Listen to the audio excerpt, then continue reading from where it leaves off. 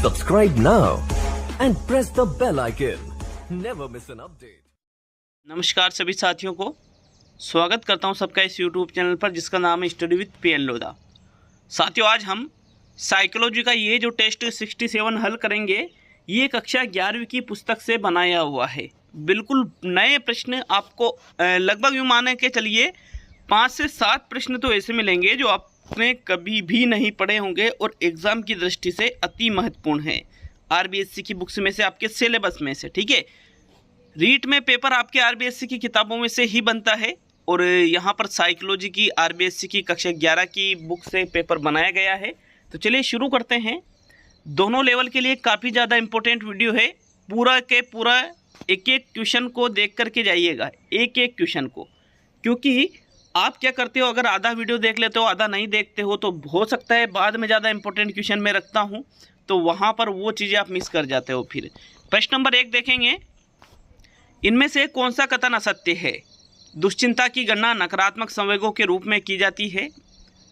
दूसरा विकल्प है, चिंता जब काफ़ी व्यापक रूप धारण कर लेती है तो इसे मुक्त प्रभावी दुश्चिंता का नाम दिया जाता है। तीसरा विकल्प है, यदि चिंता वास्तविक कारणों से उत्पन्न होती है तो इसे मनोस्नायुकृत दुश्चिंता कहते हैं। और चौथा है, इनमें से कोई भी विकल्प असत्य नहीं है या कोई भी कथन असत्य नहीं है। तो साथियों, प्रश्न संख्या 1 में कौन सा विकल्प सही रहेगा? देखिए, इसका जो राइट आंसर है मैं आपको बता दूं कि इसका तीसरा विकल्प सही है। तीसरा विकल्प इसका असत्य कथन है। कैसे?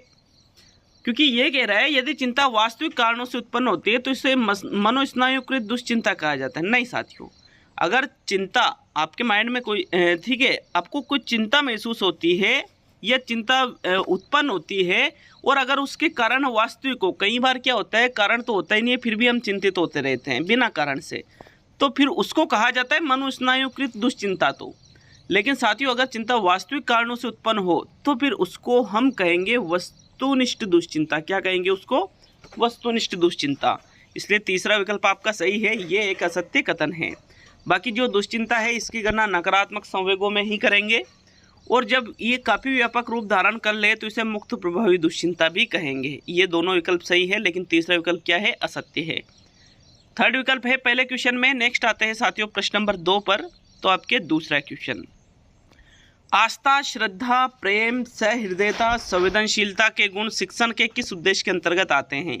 रचनात्मक कार्यों में भौतिकता लाना, सद्वृत्तियों का विकास करना, भाषा तत्व का ज्ञान प्राप्त करना और साहित्य का रसास्वादन करना। बताइए दूसरे क्वेश्चन का सही आंसर कौन सा रहेगा साथियों? विकल्प नंबर यहाँ पर 2 सही है, सद्वृत्तियों का विकास करना। सद्वृत्तियाँ देखिए, जो आस्था है, श्रद्धा है, प्रेम है, सहृदयता, संवेदनशीलता, ये हमारी वृत्तियों के सद्वृत्तियों, सद मतलब अच्छी वृत्तियाँ, तो ये सभी चीज़ें सद्वृत्तियों में आ जाती है। इनका विकास करना सद्वृत्तियों के विकास करने के अंतर्गत आएगा। विकल्प नंबर दूसरा सही है प्रश्न संख्या 2 में। नेक्स्ट प्रश्न नंबर 3 पे आते हैं मित्रों। तो आपके तीसरा क्वेश्चन देखते हैं, मस्तिष्क का कौन सा भाग सकारात्मक संवेगों के लिए उत्तरदायी है? दायां भाग, बायां भाग, दोनों भाग और इनमें से कोई नहीं। पहले भी इस क्वेश्चन को मैं करा चुका हूं। मस्तिष्क का जो बायां भाग होता है वो सकारात्मक संवेगों के लिए उत्तरदायी होता है और जो दायां भाग होता है वो नकारात्मक संवेगों के लिए उत्तरदायी होता है। इन दोनों में बड़ा ही कन्फ्यूजन हो जाता है। आप यूँ मान के चलिए, बायां मतलब क्या होता है? हमारा बाएं हाथ वाला जो भाग है, ठीक है, वो तो सकारात्मक और दाएं हाथ वाला जो भाग है वो नकारात्मक संवेगों या ऋणात्मक संवेगों के लिए उत्तरदायी होता है। यहाँ आपका सेकंड विकल्प सही है। नेक्स्ट आता है प्रश्न नंबर 4। तो साथियों, चौथे क्वेश्चन को देख लेते हैं। आपके प्रश्न संख्या 4 क्या पूछ रहा है? प्रगतिशील शिक्षा में बच्चों को किस प्रकार देखा जाता है? पूरे प्रश्नों को देखकर जाइएगा आज, पूरे प्रश्नों को। आपका हो सकता है शुरू में कुछ वही क्वेश्चन मिले जो आपने पढ़ रखे, लेकिन आप पूरे प्रश्नों को देखकर जाइएगा, मज़ा आएगा आज। खाली स्लेटों के रूप में, छोटे अन्वेषकों के रूप में, निष्क्रिय अनुकारकों के रूप में और सक्रिय अन्वेषकों के रूप में। तो जो प्रगतिशील शिक्षा है साथियों, प्रगतिशील शिक्षा, ठीक है, उसमें बच्चों को किस प्रकार से देखा जाता है? कौन सा विकल्प आपका सही रहेगा प्रश्न संख्या 4 में?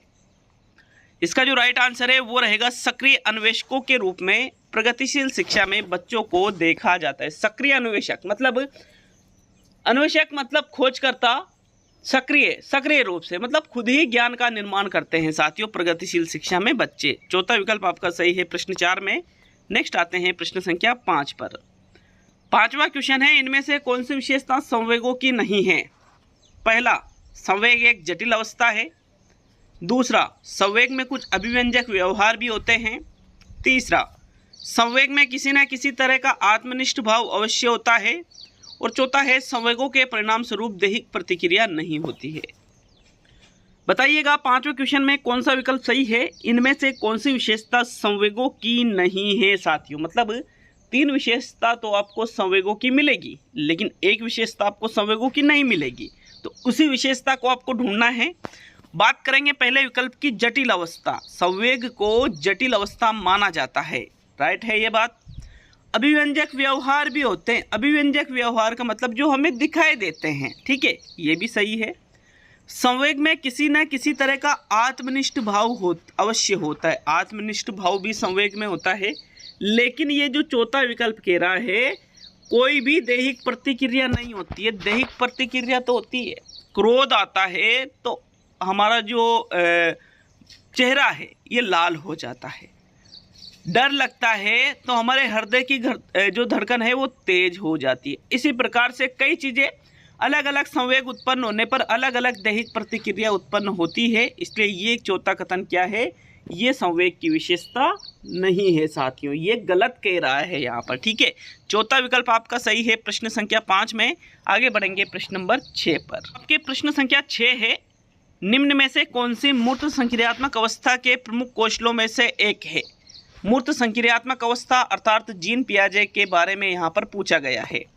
द्वितीय वर्तुल प्रतिक्रियाएं, सजीवात्मक चिंतन, तुलना, समानता, असमानता बताने की योग्यता और परिकल्पित निगमनात्मक तर्कना। साथियों, परिकल्पित निगमनात्मक तर्कना औपचारिक संक्रियात्मक अवस्था की विशेषता होती है, जो कि जीन पियाजे ने चौथी अवस्था बताई है। तुलना करना, समानता निकालना, असमानता बताने की योग्यता, बिल्कुल ये मूर्त संक्रियात्मक अर्थात 7 से 11 वर्ष का जो समय होता है उसकी विशेषता मानी जाती है साथियों। सजीवात्मक चिंतन मूर्त में नहीं, उसके पहले ही हो जाता है ये तो। तीसरा विकल्प आपका सही है प्रश्न संख्या 6 में। नेक्स्ट आते हैं प्रश्न नंबर 7 पर। तो 7वां क्वेश्चन, निम्न में से किसका संबंध जैविक अभिप्रेरणा से नहीं है? काम, नींद, प्यास और उपलब्धि। तो साथियों, जैविक अभिप्रेरणा का मतलब होता है, जैविक अभिप्रेरक का मतलब होता है वह अभिप्रेरक जो जीवित रहने के लिए आवश्यक होते हैं। जैसे नींद है, जरूरी है, बिना नींद लिए आप जी नहीं सकते। प्यास है, प्यास जरूरी है, पानी पीना जरूरी है। अगर आप प्यास नहीं लगती, आपको पानी पीते ही नहीं हो, तो भी आप जीवित नहीं रख सकते।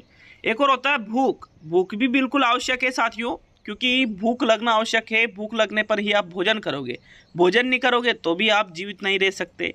लेकिन साथियों, यहाँ पर काम को भी माना जाता है। अगर यहाँ पर उपलब्धि नहीं होता तो फिर काम सही होता, लेकिन फिर भूख विकल्प में होना चाहिए, और भूख विकल्प में नहीं है, काम है और उपलब्धि है, तो फिर यहाँ पर काम को जैविक में गिना जाता है। कई जगह काम को जैविक में कुछ मनोवैज्ञानिक मानते हैं, कुछ नहीं मानते हैं। तो मान के चलिए, अगर यहाँ पर भूख होता उपलब्धि की जगह, तो फिर काम आपका राइट आंसर होता।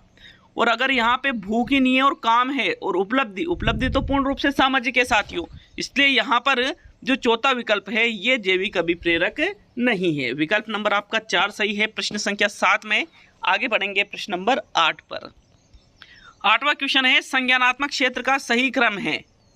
6 अलग अलग क्षेत्र है, इनका सही क्रम आपको बताना है। पहला, ज्ञान, अनुप्रयोग, अवबोध, विश्लेषण, संश्लेषण, मूल्यांकन। दूसरा, ज्ञान, मूल्यांकन, अनुप्रयोग, विश्लेषण, संश्लेषण, अवबोध।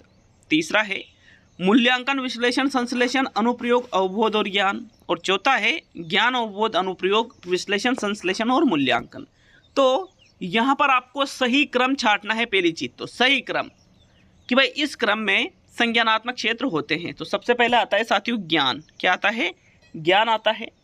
इसके बाद आता है बोध, जिसको अवबोध भी कहा जाता है, समझना मतलब। अनुप्रयोग तीसरे नंबर पे आता है, प्रयोग किया जाता है।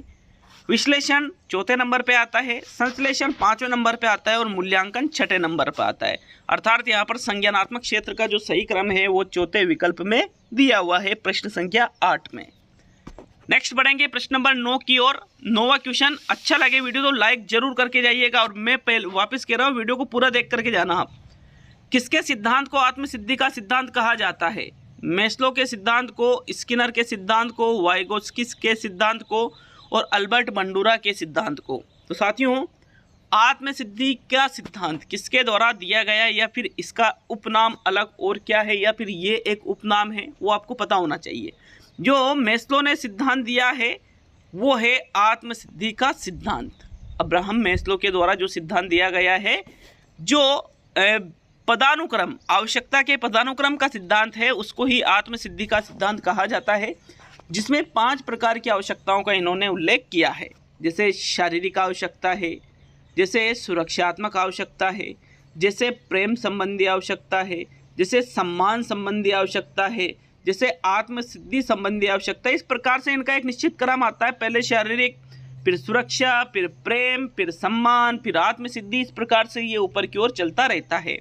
यहाँ पर आपका प्रथम विकल्प सही है साथियों 9वें क्वेश्चन में। नेक्स्ट आगे बढ़ेंगे प्रश्न संख्या 10 पर। तो आपके 10वां क्वेश्चन पूछ रहा है, वाइगोत्स्की तथा पियाजे के परिप्रेक्ष्यों में एक प्रमुख विभिन्नता है। वाइगोत्स्की और जो जीन पियाजे हैं, इन दोनों की यदि तुलना करें तो इन दोनों की जो प्रमुख विभिन्नता क्या रहेगी? व्यवहारवादी सिद्धांतों की दोनों ने आलोचना की, ज्ञान के सक्रिय निर्माताओं के रूप में बच्चों की संकल्पना दी, बच्चों को एक पालन पोषण का परिवेश उपलब्ध कराने की भूमिका, और भाषा एवं चिंतन के बारे में उनके दृष्टिकोण। तो साथियों, इनमें से कौन से विकल्प में वाइगोत्स्की और पियाजे के परिप्रेक्ष्यों में प्रमुख रूप से विभिन्नता बताई गई है? तो 10वें क्वेश्चन में आपका जो सही आंसर आता है वो रहेगा आपके भाषा एवं चिंतन के बारे में उनके दृष्टिकोण। भाई, भाषा और चिंतन के बारे में जो दृष्टिकोण है, ये मुख्य रूप से दोनों में विभिन्नता है, क्योंकि जीन पियाजे और वाइगोत्स्की दोनों अलग अलग बल देते हैं बालक में चिंतन और भाषा का किस प्रकार से विकास होता है इसके बारे में। चौथा विकल्प आपके 10वें क्वेश्चन में सही है साथियों। आगे बढ़ेंगे प्रश्न नंबर 11 की ओर। तो प्रश्न संख्या 11 है, कुछ विद्यार्थी परीक्षा में अच्छे अंक या श्रेणी पाने के लिए कड़ी मेहनत करते हैं या दूसरों के साथ प्रतिस्पर्धा करते हैं, क्योंकि अच्छे अंक या श्रेणी उनके लिए उच्च शिक्षा या अच्छी नौकरी का मार्ग प्रशस्त करते हैं। बालक में अधिकता है शक्ति अभिप्रेरक की, उपलब्धि अभिप्रेरक की, सामाजिक अभिप्रेरक की और एन अचीवमेंट की। तो साथियों, प्रश्न संख्या 11 बिल्कुल शानदार क्वेश्चन है, स्क्रीनशॉट ले सकते हो इस क्वेश्चन का। एग्जाम में आने लायक पूरे चांस है, ऐसे क्वेश्चनों को आपसे पूछा जाएगा एग्जाम में, रीट के एग्जाम में। तो साथियों, यहाँ पर प्रश्न संख्या 11 में राइट आंसर बताइएगा, फिर इसको हम समझेंगे। तो इसका राइट आंसर देखिए, कुछ विद्यार्थी है परीक्षा में, कुछ विद्यार्थी आपने देखे होंगे एग्जाम में अच्छे अंक या श्रेणी लाने के लिए कड़ी मेहनत करते हैं रात दिन, ठीक है। दूसरों के साथ प्रतिस्पर्धा करते हैं, क्यों? क्योंकि उन्हें अच्छे अंक प्राप्त करना है या अच्छी श्रेणी प्राप्त करना है। ये चीज़ें उनके उच्च शिक्षा या अच्छी नौकरी का मार्ग निकालती है। तो साथियों, उन लोगों में उपलब्धि अभिप्रेरक या नीड अचीवमेंट भी जिसको कहा जाता है, नीड अचीवमेंट कह दो या उपलब्धि अभिप्रेरक कह दो, दोनों एक ही चीज़ है, ये इसकी अधिकता होती है। ये बालक हमेशा आगे की ओर बढ़ना चाहते हैं, ठीक है। चौथा विकल्प भी सही है, दूसरा विकल्प भी सही है, दो विकल्प सही मैंने यहाँ पर किए हैं इस विकल्प में, मतलब इस प्रश्न में। तो आगे बढ़ेंगे प्रश्न नंबर 12 की ओर। तो आपके प्रश्न संख्या 12 है साथियों, एक औसत बुद्धि वाला बालक यदि भाषा को पढ़ने एवं समझने में कठिनाई प्रदर्शित करता है तो यह संकेत देता है कि बच्चा किसका लक्षण प्रदर्शित कर रहा है? डिसग्राफिया का लक्षण प्रदर्शित कर रहा है, डिसकैल्कुलिया का लक्षण प्रदर्शित कर रहा है, डिस्पेक्सिया का लक्षण प्रदर्शित कर रहा है, या डिसलेक्सिया का लक्षण प्रदर्शित कर रहा है। 12वें क्वेश्चन में सही विकल्प बताइए साथियों, कौन सा विकल्प आपका सही रहेगा प्रश्न संख्या 12 में? तो आपका जो राइट आंसर है वो रहेगा डिसलेक्सिया का बालक लक्षण प्रदर्शित कर रहा है। कैसे? क्योंकि पठन संबंधी विकार, समझने में, भाषा को पढ़ना और समझना, इसमें कठिनाई प्रदर्शित, जबकि औसत बुद्धि का बालक है तो उसको डिसलेक्सिया संबंधी विकार है, अर्थात पठन संबंधी विकार है। यहाँ पर चौथा ही विकल्प सही है। डिसग्राफिया यहाँ पर लेखन संबंधी विकार होता है, डिसकैल्कुलिया यहाँ पर गणना संबंधी विकार होता है, डिस्पेक्सिया यहाँ पर वाचन संबंधी विकार होता है। यहाँ चौथा विकल्प ही सही है 12वें क्वेश्चन में। आगे बढ़ेंगे प्रश्न नंबर 13 की ओर। बच्चों में कुल नींद का रेम नींद कितने प्रतिशत होती है? 30%, 20%, 50% और 80%। इम्पोर्टेंट, वेरी इंपॉर्टेंट, क्योंकि जहाँ से पिछली बार क्वेश्चन उठाया था उसी पेज में से ये क्वेश्चन मैंने बना दिया है और वो चीज़ आपके सिलेबस में है, कभी पढ़ी नहीं होगी। मैंने इसलिए कहा था कुछ चीज़ें आप बिल्कुल नहीं पढ़ के नहीं सीख करके जाओगे। अब यहाँ पर जो राइट आंसर है मैं आपको बता देता हूँ।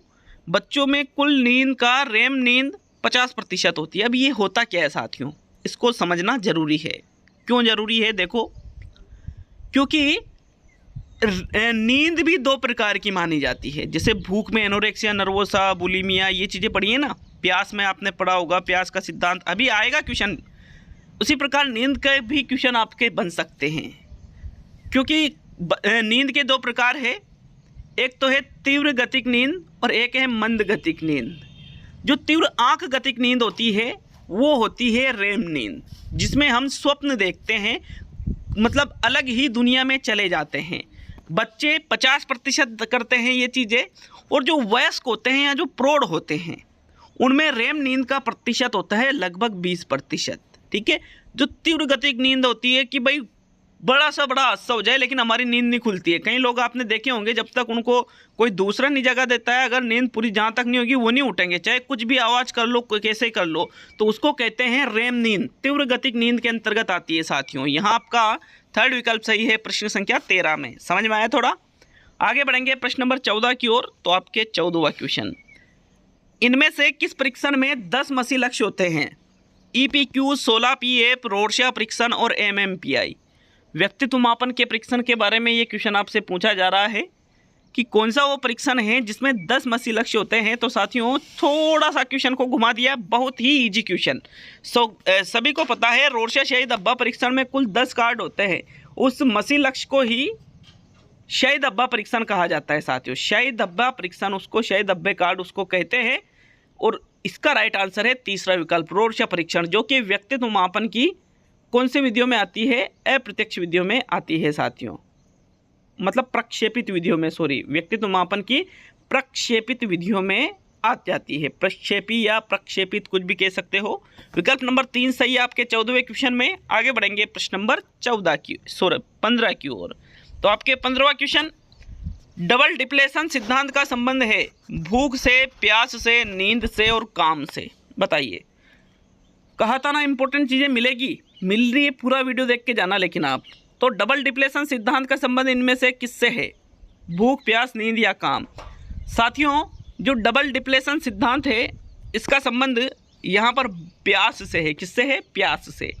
ये सिद्धांत कहता है कि व्यक्ति को प्यास कब लगती है? जब उसके या तो शरीर में, शरीर की जो कोशिकाएं हैं उसमें पानी की कमी हो जाती है, या शरीर में जो रक्त है उसमें पानी की कमी हो जाती है। तो इसको ही कहा जाता है डबल डिप्लेशन सिद्धांत, जो कि प्यास से संबंधित सिद्धांत है। दूसरा विकल्प आपके 15वें क्वेश्चन में सही है। आगे बढ़ेंगे साथियों प्रश्न संख्या 16 पर। तो आते हैं 16वें क्वेश्चन पर। सामाजिक दूरी मापनी किसने बनाई है? थ्रस्टर ने, फेस्टिगर ने, लिकर्ट ने और बोगार्ट्स ने। तो साथियों बताइएगा सामाजिक दूरी मापनी इनमें से किसके द्वारा बनाई गई है? इंपॉर्टेंट क्वेश्चन है ये भी। देखो जो सामाजिक, तो साथियों 16वें क्वेश्चन में आपका जो राइट आंसर है वो रहेगा बोगार्ट्स। बोगार्ट्स के द्वारा सामाजिक दूरी मापनी बनाई गई है। लिख लीजिए इस क्वेश्चन को, अगर आपको पता नहीं था तो, पता था तो वेरी गुड, बहुत ही शानदार जानकारी। प्रश्न नंबर 17 पे चलते हैं। वीडियो अच्छा लगे तो लाइक जरूर करिएगा। और यार आप वीडियो को शेयर नहीं करते हो, मैंने देखा है, तो प्लीज़ शेयर करने में, लाइक करने में कुछ नहीं जा रहा है। चैनल पर नए हो तो सब्सक्राइब करके हमें मोटिवेट जरूर करें। 17वां क्वेश्चन है, भूख के स्थानीय उद्दीपक सिद्धांत की विशेषता नहीं है। अब एक सिद्धांत आता है स्थानीय उद्दीपक का सिद्धांत, जो कि भूख से संबंधित है। कौन सी विशेषता इसकी नहीं है? पहला है भूख की उत्पत्ति आमाशय की मांसपेशियों के संकुचन से होती है। दूसरा है इसके अंतर्गत व्यक्ति को तीव्र गति से भूख का अनुभव होता है। तीसरा है तेज भूख लगने को भूख दर्द भी कहा जाता है। और चौथा है इसमें व्यक्ति को मोटा होने का डर बना रहता है। तो साथियों इसका जो सही आंसर है 17वें क्वेश्चन में वो रहेगा आपका चौथा विकल्प, इसमें व्यक्ति को मोटा होने का डर बना रहता है। ये स्थानीय उद्दीपक सिद्धांत जो कि भूख से संबंधित है उसकी विशेषता नहीं मानी जाती है, क्योंकि मोटा होने का डर इसमें नहीं बना रहता है। इसमें तो भूख लगती है, भोजन करते हैं। जो एनोरेक्सिया नर्वोसा है, जो बुलिमिया है, कमेंट करके बताइएगा।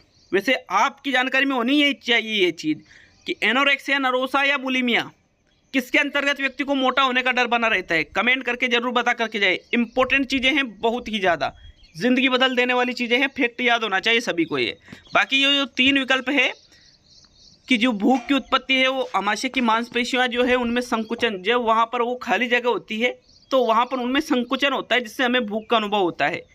व्यक्ति को तीव्र गति से भूख का अनुभव होगा, इससे जो भूख का अनुभव होगा उसको भूख दर्द भी कहा जाता है। बाकी चौथा विकल्प यहाँ मैंने बोल ही दिया, कमेंट करके जरूर जाइए। चौथा विकल्प आपका सही है 17वें क्वेश्चन में। नेक्स्ट आगे बढ़ेंगे प्रश्न नंबर 18 पर।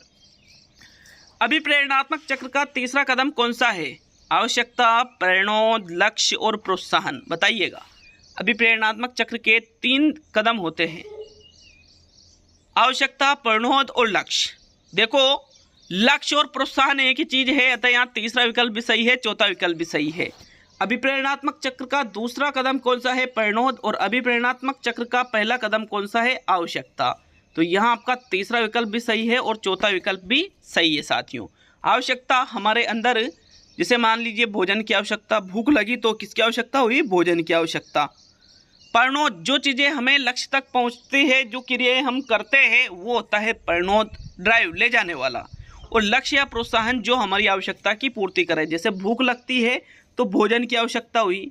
हम रेस्टोरेंट में जाते हैं, वहाँ पूछते हैं कि क्या क्या है, कितने रुपए लगेंगे, ये हुआ प्रेरणोद।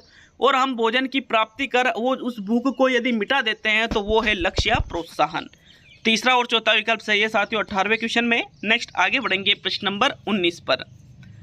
निम्न में से कौन सी अभिप्रेरणा की विशेषता नहीं है? नहीं है, ठीक है। अभिप्रेरणा व्यक्ति की एक बाह्य अवस्था है। अभिप्रेरणा से व्यक्ति में कुछ क्रियाएं उत्पन्न होती है। अभिप्रेरण से उत्पन्न क्रियाएं एक निश्चित उद्देश्य की प्राप्ति की ओर होती है। और अभिप्रेरित व्यवहार उत्पन्न होने पर उद्देश्य प्राप्ति तक जारी रहता है। तो इनमें से कौन सी जो विशेषता है वो अभिप्रेरणा की नहीं होती है साथियों? बताइएगा। 19वें क्वेश्चन में सही विकल्प आपका कौन सा रहेगा? तो देखो, सोच समझ के आंसर दीजिए। बहुत ही अच्छा क्वेश्चन है, इंपॉर्टेंट क्वेश्चन है, स्क्रीनशॉट ले सकते हो।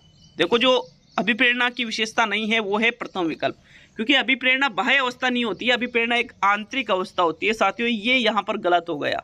बाकी कुछ क्रिया इससे उत्पन्न होगी, जैसे आप अभिप्रेरित होते हो रीड के लिए, कुछ क्रिया है, मतलब क्या करोगे? पढ़ोगे, बिल्कुल। एक निश्चित उद्देश्य की प्राप्ति की ओर होती है, बिल्कुल। आप किस उद्देश्य की, हमें अध्यापक बनना है, उस उद्देश्य के लिए आप बिल्कुल पढ़ाई निरंतर जारी कर रहे हो। अगर आप अभिप्रेरित हो आंतरिक रूप से, तो अभिप्रेरित व्यवहार जब उत्पन्न हो जाता है, मतलब जब वास्तव में आप अभिप्रेरित हो, पढ़ने लग गए हो, तो उद्देश्य प्राप्ति तक, जब तक आपका एग्जाम नहीं होता, आप पढ़ोगे। अगर वास्तव में आप आंतरिक रूप से अभिप्रेरित हो तो, नहीं तो कुछ मतलब नहीं है, एक तरफ रख दो फिर, अगर टाइम पास कर रहे हो तो। अंतिम और 20वां क्वेश्चन देखेंगे साथियों। वीडियो अच्छा लगे तो लाइक शेयर करना नहीं भूले, लाइक शेयर जरूर करिएगा। 20 और आज का अंतिम क्वेश्चन। चिंतन के मौलिक विकास के लिए इनमें से क्या आवश्यक नहीं है? भाषा, संप्रत्यय, प्रतिमा और प्रतीक। देखिएगा, वाइगोत्स्की ने यहाँ पर स्पष्ट किया है कि चिंतन के मौलिक विकास के लिए संप्रत्यय, प्रतीक और प्रतिमा आवश्यक है, लेकिन भाषा को इन्होंने अति आवश्यक नहीं माना है। हाँ, भाषा सहायक होती है लेकिन आवश्यक नहीं माना है। इसलिए आपका प्रथम विकल्प 20वें क्वेश्चन में सही है। तो ये 20 ही क्वेश्चन थे। वीडियो कैसा लगा? अच्छा लगा, बुरा लगा, कोई दिक्कत नहीं है, कमेंट करके जरूर बताएं हमें। और जितने क्वेश्चन आपके सही होते हैं उसको भी जरूर कमेंट करें साथियों। तो मिलते हैं अगले वीडियो में। डाउटफुल अगर है कोई क्वेश्चन तो उसके लिए कमेंट करें, बिल्कुल संशोधन किया जाएगा। अगर आप सही हो तो, नहीं हो तो बिल्कुल मैं उसके लिए भी एक्सप्लेन कर दूंगा। तो मिलते हैं अगले वीडियो में। बहुत बहुत धन्यवाद सभी का।